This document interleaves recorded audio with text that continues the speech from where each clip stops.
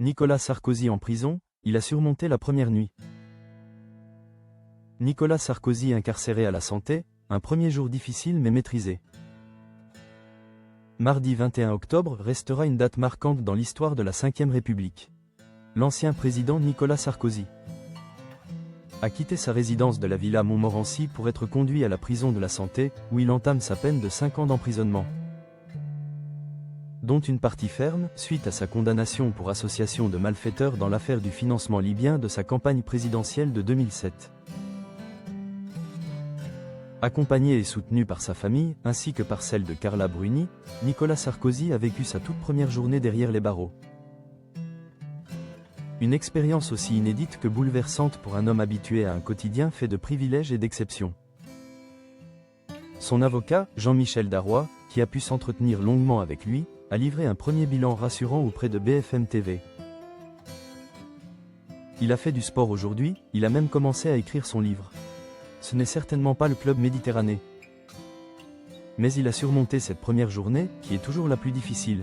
Il a également bénéficié d'un parloir avec son épouse dans l'après-midi, un moment précieux pour garder le lien familial.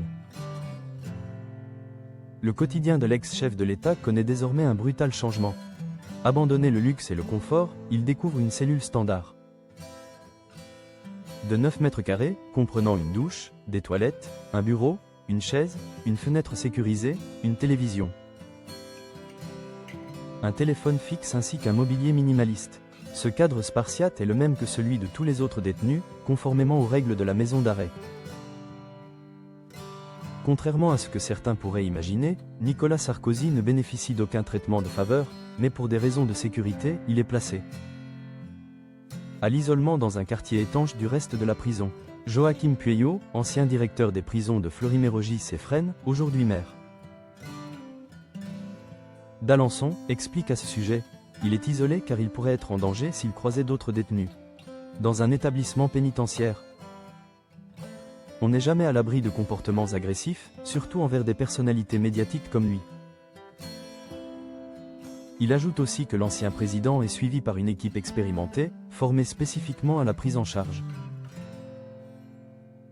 de détenus exposés médiatiquement et confrontés à un isolement parfois difficile à vivre. Ainsi, ce premier jour marque le début d'une période inédite pour Nicolas Sarkozy, qui devra désormais apprendre à composer